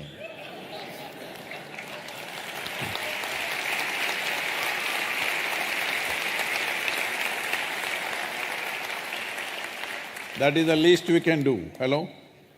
That is the least we can do, because this body is just a loan. This is just what we borrowed from this planet. And the topsoil is the cream of this planet. These 15 to 18 inches, these zillions of lives, these are manufacturing life all the time. And in many societies, they're calling this incredible magic. I call it magic because even if you sow death, it sprouts life. There is no other thing like this anywhere in the known universe. This magic people call as dirt. If that is dirt, all of us are just dirt bags. Hello? Yes or no? So what should I do, what should I do? This is what you should do. Those of you who are pointing your phones at me, I know you're good at it, you must start using it to enhance the message. Not about me, not even about the moment. Say something about soil. I don't know anything. Please, there are UNFAO websites, there are many other soil websites. There is enormous information, but that may be a little too technical and complicated for many people. There is SaveSoil.org, which is simple, put in a certain way that it is simple for people to grasp it. Read a few things, spend some time to know what life is made of, and ensure that you are part of turning this around. It's very, very important, because we want 3 to 4 billion people to speak. Why these 3 to 4 billion people? This is just this. See, most of the nations are ruled democratically in the world. What a democratic nation means is, what is in Israel, is it 4 years or 5 years? 1 year. I know that. That's a political commentary. What is the term? 4. So you elect a government for 4-year term. Suppose you were the Prime Minister of this country. Please, don't… see, it's become a pastime for everybody to always make fun of politicians, say they're bloody idiots, they're this, they're that, everywhere in the world, unfortunately. We need to understand this. If they are such bloody idiots, we gave our nation to their hands, what kind of idiots we must be? I'm asking.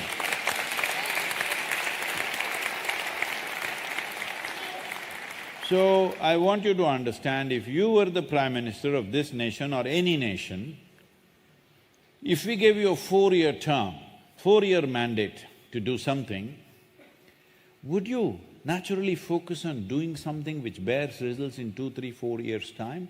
Or would you focus on something which will take 15 to 20 years to bear results? Please tell me honestly. Yes, you will try to do something in the term. Because first of all, a government was not elected to do something fantastic. A government was elected to fulfill people's mandate. What is the people's mandate? Just tell me in which nation.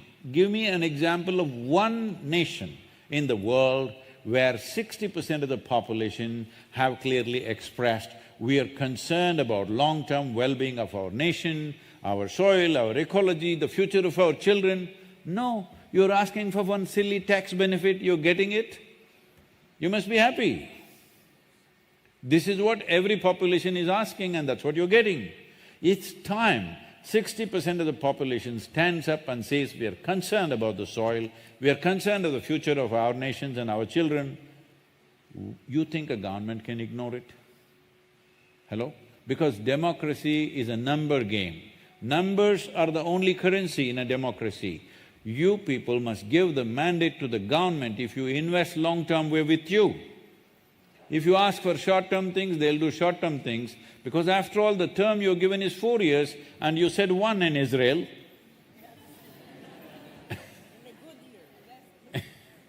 It's extremely important. Citizens in a democratic nation understand your vote is not the only thing, your responsibility is not done. Your voice, a responsible voice is important. This is not in anger, this is not in resentment, this is not a fight, this is not an agitation, this is not a protest. This is an expression of our love and responsibility for the life that we are and the life that is around us and the life that should be on this planet beyond us.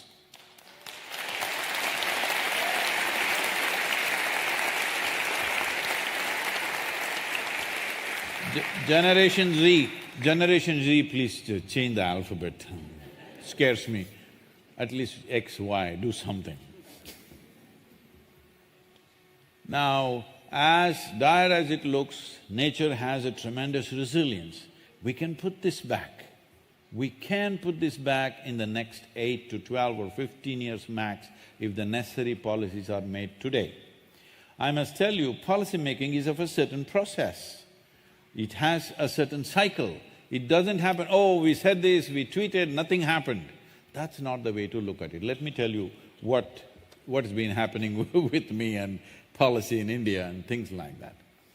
We started this nearly 27, 28 years ago. I've been talking about soil for 30 years. Everybody says, Sadhguru, what you're doing is fantastic. It's really great, Sadhguru, and they go to sleep. Yes, this is the way of the world. This is why it's at the age of 65, 30,000 kilometers is not a joy ride, your ass will fall off, huh? Yes.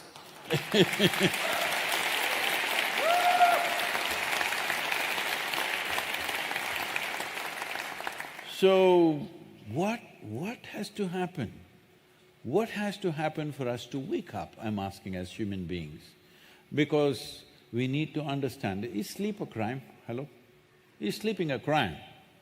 No. But if you sleep through your life, you'll end up in a disaster. It'll be worse than a crime. Crime will hurt a few people. Disaster does terrible things. If you sleep through your life, you will be a disaster, either as an individual or a whole humanity. If we sleep through problems, we will become a disaster or not. Right now, that is where we are. We can't sleep through this. We need to act. What should we do? Is it something so tremendous? Do we need new technologies? I want you to understand there's only two ways, there are only two sources of organic content. Why organic content? Organic content essentially means we are serving breakfast, dinner for the microorganisms. Why are they important? Because 60% of your very body is microorganisms, only 40% is genetic material, do you know? They're all buzzing inside, without them you wouldn't exist. This little girl when I was in Sofia, this little girl comes to me and says, Sadhguru, 8-year-old girl, how old are you? Little girl like that, okay. So she comes to me and says, Sadhguru, I want to do SaveSoil, I want to do this, that, but my mother won't let me. I said, you tell your mother she's only 20%. She has only 20% say in everything because her genetic material is only 20%. Your father, another 20%. 60% is microbial life. I want you to know the soil that you walk upon is what you carry here. The very body is soil.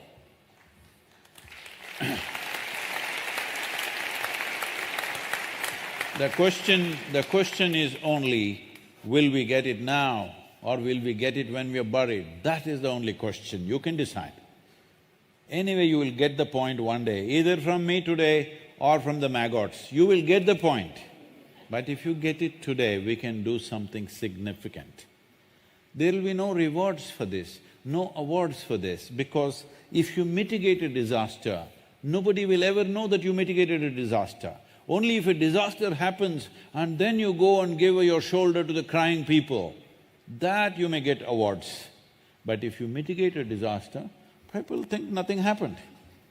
But it's okay, hello? It's okay. As a generation, we turn this around, that is the most important thing. It is possible to do it now, a simple policy I'm talking about because economic minister is here and he's looking at the time, I know it's late. Let me just say this, articulate this. This policy we are asking for is first thing is separate soil from other issues. Do not link it with fossil fuel, do not link it with fertilizer usage, do not link it with pesticide usage, do not link it with anything where industries and businesses are involved, because then it'll go into endless debate. Do you want to have more conferences or do you want a solution? This is the important thing. Separate the soil as an issue. This is one-point agenda. One-point agenda is this. Right now, on an average, it's like this. In Northern Europe, the soil organic content is around 1.48% on an average. This is the highest in the world, unfortunately. And Southern Europe is just over 1.1, 1.2%. United States is 1.25 to 1.3% average. Africa is 0.3%, which is on the verge of desertification, with big-time desertification happening. India is 0.68%. This region, because partly it is desert, your averages will be very, very low, but it's okay, because part of it is given as desert, the agricultural soil may be reasonably better. I don't have to say too many things to Israel because this is a population which has converted a desert into fertile soil when the rest of the world is busy converting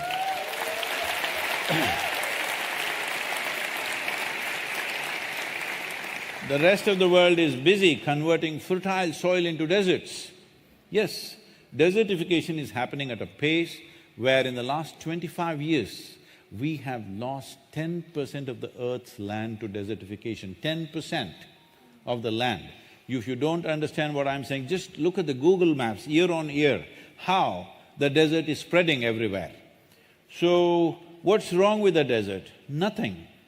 It is just that there is nothing happening.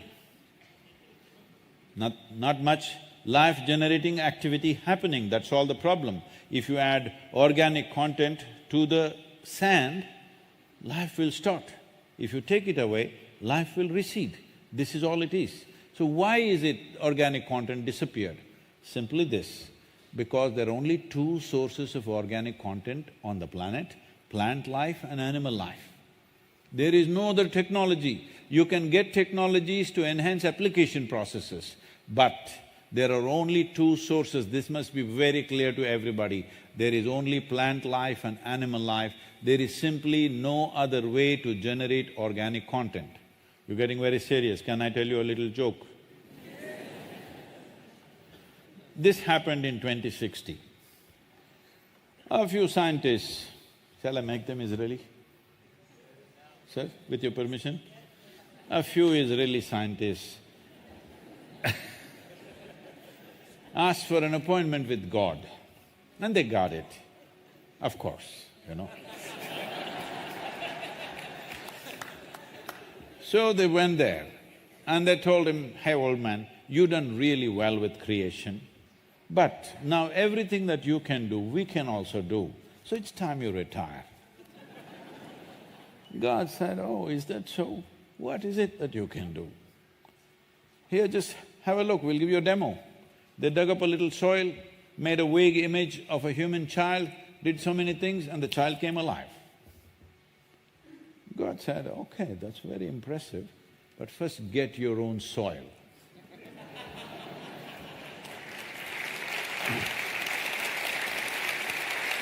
There is no substitute for soil.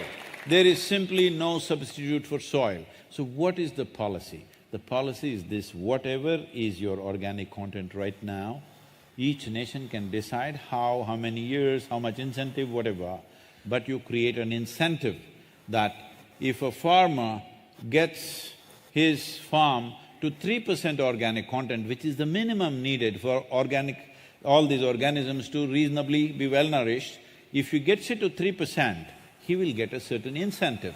If the incentive is attractive enough, then most farmers will anyway go for it. Once the farmer goes for this, the business and industry must get into the act and get him the carbon credits in the world. Right now, the carbon credit system is so complex, most farmers are not able to figure it out.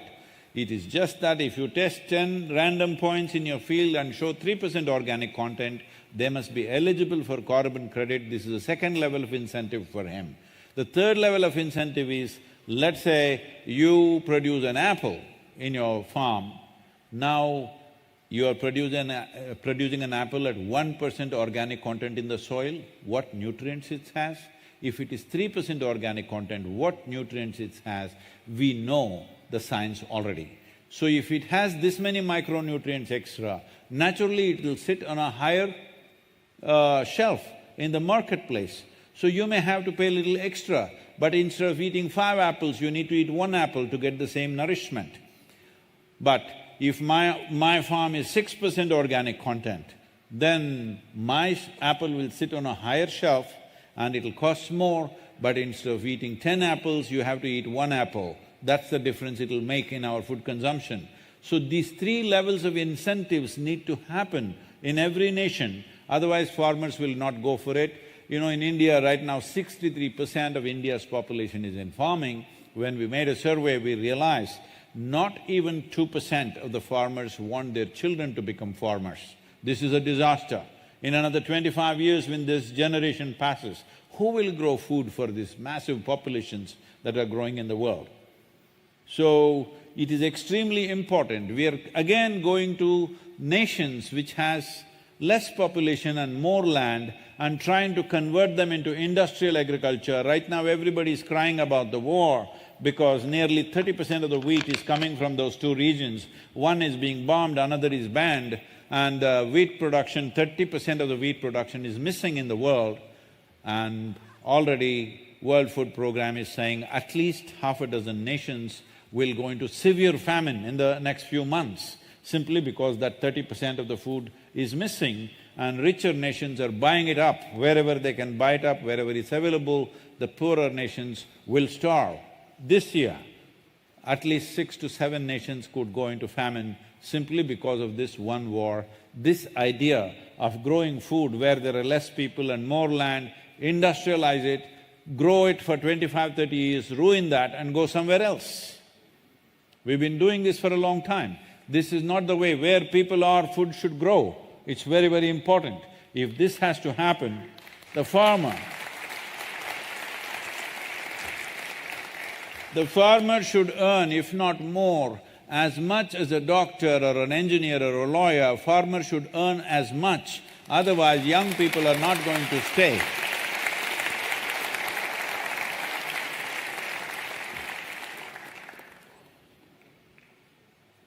I know, it's late for you. I'll tell you one of my great-grandmother was an expert storyteller. So we are there for 30 to 40 days. In the vacation time is the only time when we meet her.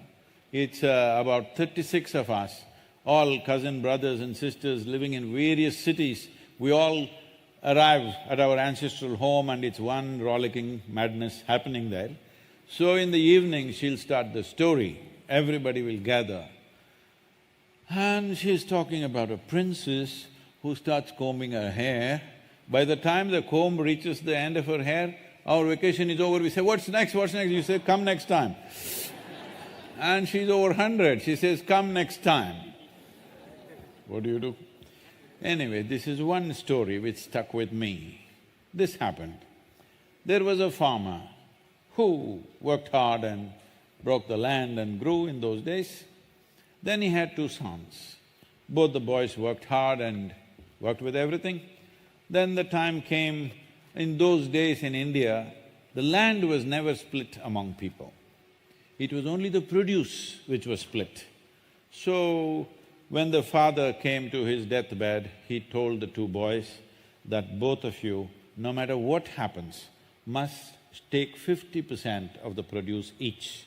Never there should be a dispute about this. The boys said, yes, definitely. Then one boy got married and he had 1, 2, 3, 4, 5 children. And the other boy never got married, so he had no children, he was alone.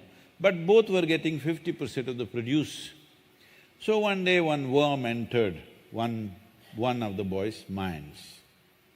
You know, worms sometimes enter in your head, do funny things. They should be in the earth, but unfortunately they're in people's heads.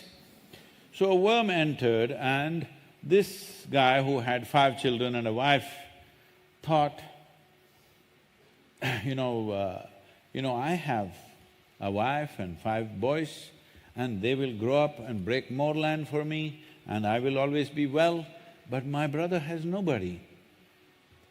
In his old age, what will he do? So he must get little more than me. So in the night, secretly, from his store, grain store, he takes a sack of grain every night and walks quietly in the darkness and puts it in his brother's grainage. After some time, the same worm entered the other brother's head also, and he started thinking, I'm just alone, what do I do with all these earnings? My brother has 5 children and a wife to take care of, he should have more, but he's so proud he won't take it. So in the night, he started taking a sack of grain every night and putting it in his brother's grainage. This exchange, reverse osmosis was happening for many years. One day, the townspeople wanted to build a temple in the village and they were looking for a site. But they couldn't find it at all, they were searching, they couldn't find a good site because in India, a temple site is not just chosen by its advantage of location, it has to have a certain energy, it has to have a certain sanctity. They did not find any such place, so they were continuing to look. But it so happened, by then both these brothers have grown old and one night they were carrying these sacks and came and they saw each other. What was happening all these years, this reverse osmosis, his grain is going into this guy's storage, this guy is putting it back there. They looked at each other and they avoided and they continued their journey and put the sacks there and went back. And then they died. After they died, the townspeople felt the place where they met on that night, carrying sacks of grain, trying to put it in the other person's grainage without the other person knowing about it, and when they looked at each other, they felt so embarrassed that they looked away and continued their act. They thought, this is the best place to build a temple. Let's build that damn temple in this world. That's the temple we need.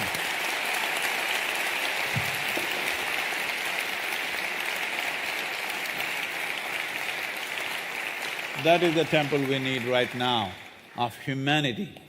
We need a temple of humanity. We have spoken a lot about divinity, nothing to say about it. I'm not saying anything, questioning anybody's beliefs or anything, it's fine. But we need temples of humanity, because I've been looking, traveling around the world, whenever I say bliss, people will say divine bliss. If you say love, they say God is love. If you say joy, they say divine joy. It looks like all the good things about human beings have been exported to heaven. These things are very useful here on this planet. If you're joyful, if you're blissful, if you're loving, it's very useful and wonderful here. Hello? And anyway, if you are going to heaven, at least practice being joyful and loving, because there it is required. At least here you must practice, otherwise what will you do there?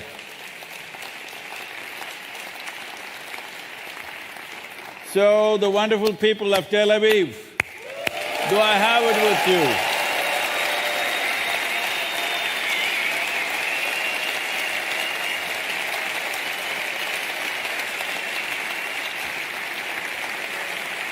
In one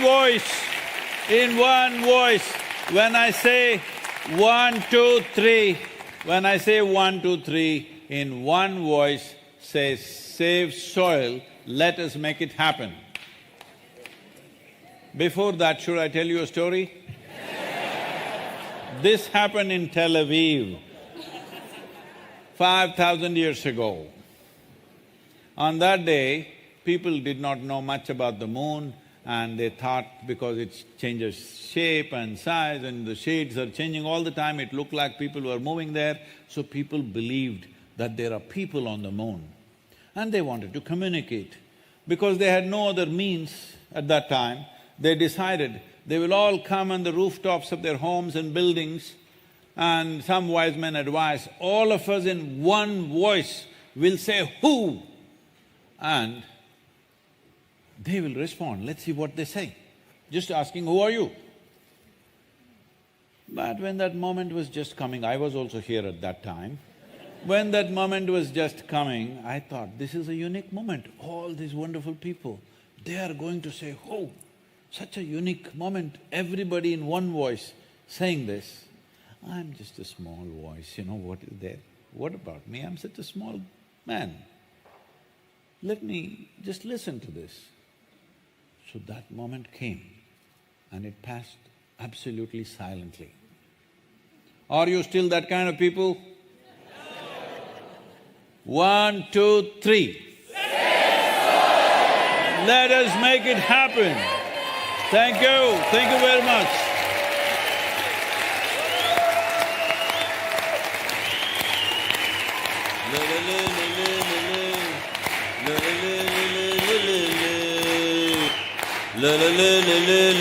It's a soil anthem.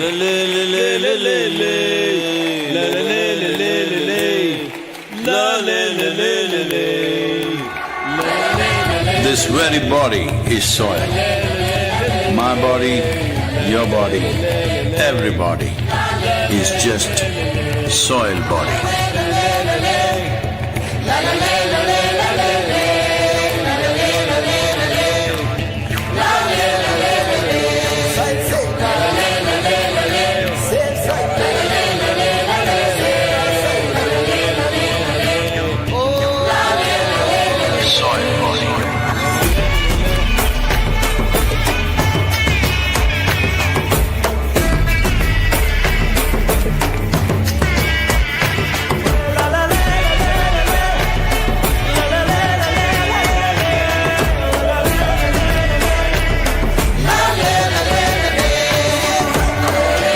The magic of soil is it turns death into life.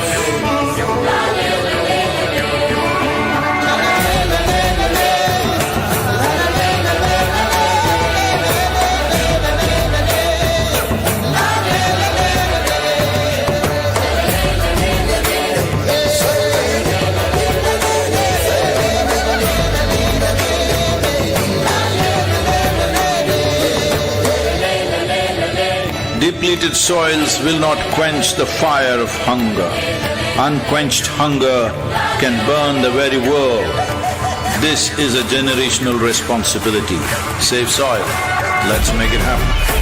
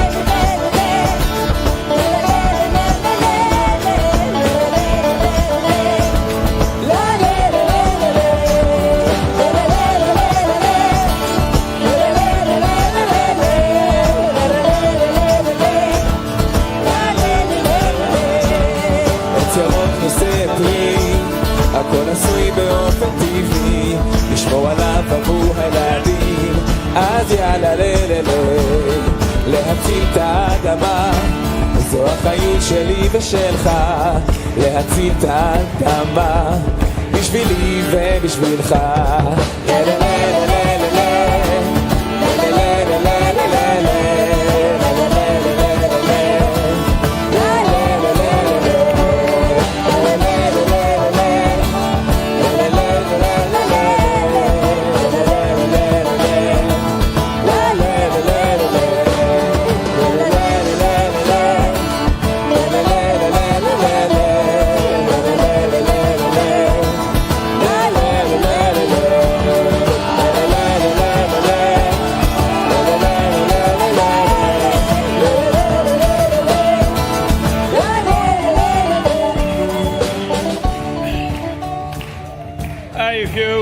All the people of Tel Aviv, the wonderful people of Tel Aviv, if you enhance the message in… 1 second, I want to tell you this. Tomorrow, I'm going to Ivory Coast to speak at the talk, COP15, where 197 nations are participating. In the next 1 month, if you… just the people who are here, if you make this number touch 3 to 3.5 billion people, I promise you in 12 months' time I'm back here to do a spiritual process. Make it happen.